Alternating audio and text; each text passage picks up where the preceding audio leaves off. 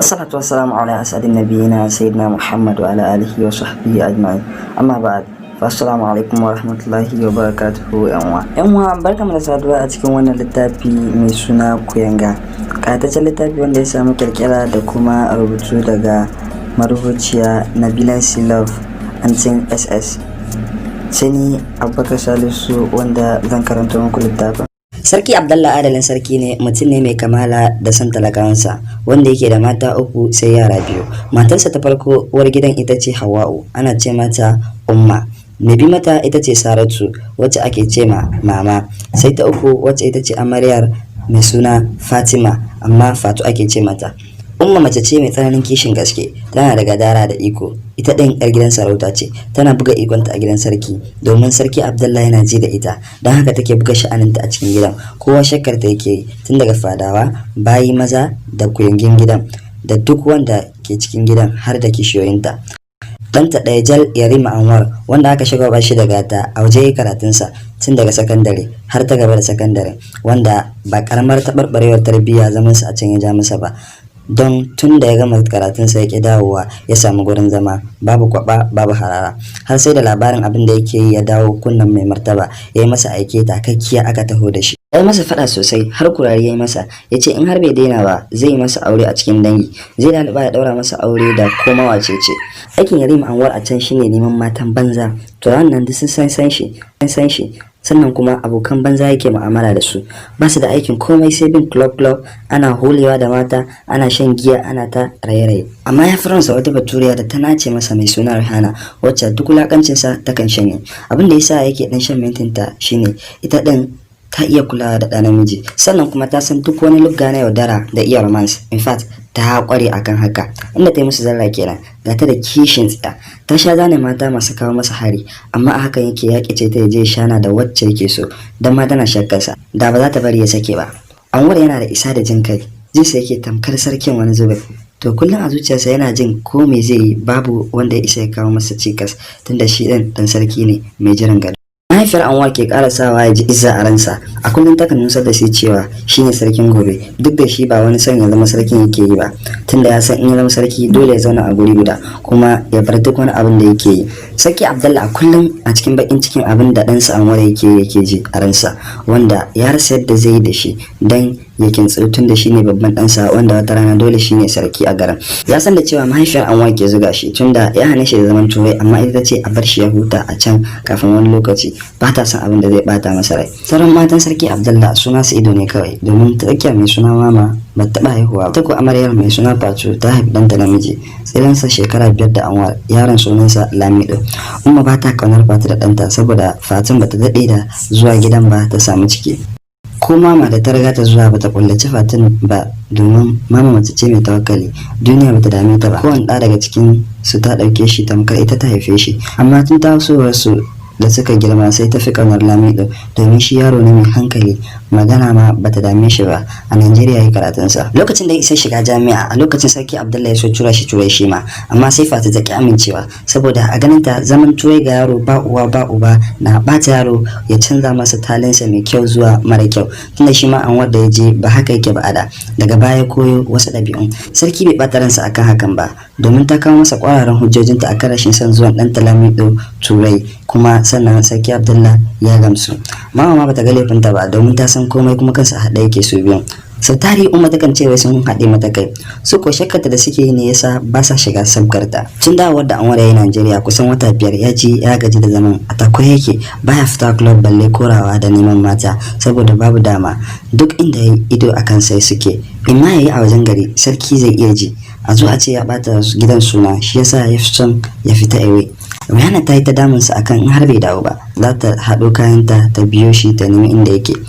Hankalin Anwar ya yi matakar tashi, don ya san Rihanna za ta iya aikata abin da ta faɗa, shi ko ya san in har ta zo to kashinsa ya gama bushewa a cikin gida. Bashir ya haɗa kayan da zai tafi da su domin ya yi mata alƙawarin zai taho a cikin satin, sannan kuma gashi kwana 2 ya rage. Da tunanin yadda zai shawo kan sarki ya bar shi ya tafi ya shiga cikin gidan bangaren mahaifiyarsa domin ya fara kai mata zancen su samu mafita tukunna. Yana tafi a farfajiyar gidan yana tafiyar jin kai da wani shan kanshi da rangaji a cikin shigar alfarma ta sarauta. Bayan maza da kuyangu mata na ta ayyuka suna wuce shi tare da durƙusawa suna kai gaisuwar su ga Yarima sarkin gobe. Wata kuyanga ya kurawa idanu da ya ga tana shayar gurin ajiye dawakai, kanta ba dan kwali, dan gyalen da ta yafa a kanta ya zame bata sani ba. Fara ce shar ga ta da hips ga na shanu sun cika mata kirji. Ta dago za ta bar gurin ya kwalla mata kira. A guje ta karaso gare shi da biyayya ta durkusa tana gaida shi.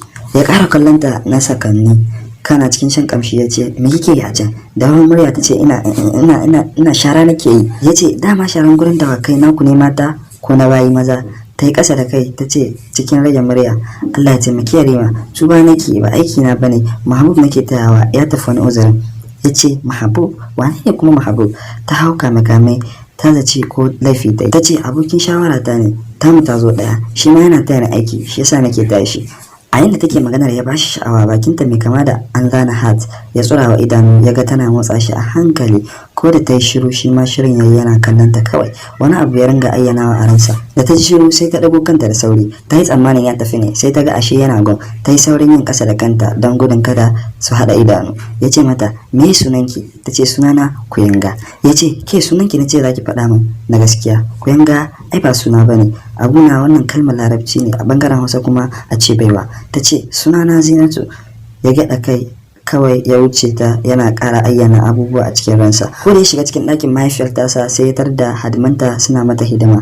Daga mai matsa mata kafa ana mata tausa sai mai yi mata furfita sai kuma masu ɓare mata ayaba tana karɓa tana ci. Yana shiga hadiman suka miko tasu gaisuwar zuwa gare shi ya amsa da ka. Ta nuna musu kofa tare da alamun su fita su ba su. Sai da suka fita kana ya gyara zama ya ce umma barkanki da warhaka. Ta yi murmushi yauwa barkanka abin fahari na Yarima mai jiran gado sarkin gobe da yardar Allah. Yayi murmushi ya ce uwata maganin kukana yau ma gani gaban ki na kawo kukana na san ban da matsala ta bangaren ki zaki share min hawaye mai martaba kawai nake ji. Ta ce faɗi ko me shi zan maka zan kuma sa a yi maka. Ya ce umma ina so in koma turai na gaji zaman Najeriya ni ba aiki nake fita ba kusan kullum nake gida bana motsa jiki kewa ta da ni ki taimaka ki sa baki mai martaba ya bar ni in tafi. Ta yi murmushi an gama Yarima yaushe kake son tafiya?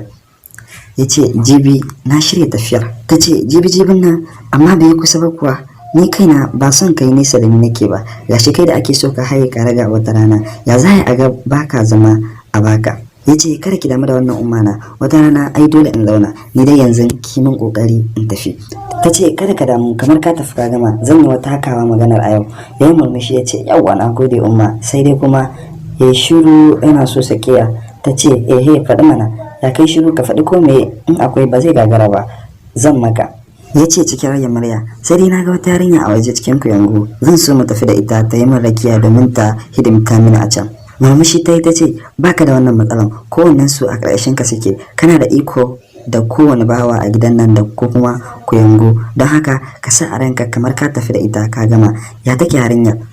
Take haukatanta ta gano kowa yake nufi domin kuyanga Zinatu ta fi kaf kuyangun gidan nutsuwa da kyawun yanayi tana da kyau na gani a furta. Jin mahaifiyar tasa ta amince masa yayi ta zuba mata godiya shi yasa yake matuƙar son mahaifiyar tasa bai taɓa neman abu ta bangaren ta ya rasa ba tana son a kullum ta faranta masa ba ta san laifinsa. Ko da ya fito farfajiyar gidan baza ido yayi ta yi ko zai sake ganin ta amma bai yi sa'ar ganin ko mai kamar ta ba. Tsaki ya ji a ransa ya ce to me yana wani damuwa da son ganin ta alhalin ita za ta zama gadon bacci na ita za ta zama jin daɗi na ita za ta zama komai nawa sai yadda na yi da ita.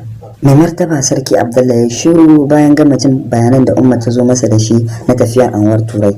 Ya kalle ta yana murmushi ya ce na ga alamar yaron nan in muka biya tashi ba zai gyara halinsa ba ni kan ba na son sa da zaman wajen nan na fi son sa a kusa da mu domin aure nake so ya yi tunda ya kai munzalin aure ko Lamido a yanzu ya isa aure barantana shi. Umma ta ce aure ainihin Allah ne, bai samu wacce ta yi masa bane, shi yasa sai mu taya shi da addu'a, kada mu takura masa tunda can din ya fi jin daɗi, gara ka bar shi ya je, ai ɗaya bikewa yake so. Kina baiwa yaron nan gudunmuwa, na ga alamar ba kya son ya gyaru, shi yasa kike goya masa baya. Ta dafa kirji ta canza fuska. Kamar yaya? Ni kan wallahi ba wani goya masa baya da nake yi, kawai ba na son ya shiga takura ne da damuwa, tunda shi ba yaro bane, da hankalinsa ai ko yana nesa da mu ba zai lalace ba. Shari'a fa ta Allah ce, addu'a kawai ya dace mu ringa bin sa da shi. Mai martaba ya ce amma dai kin san ba za ki haɗa halinsa da Lamido ba ko?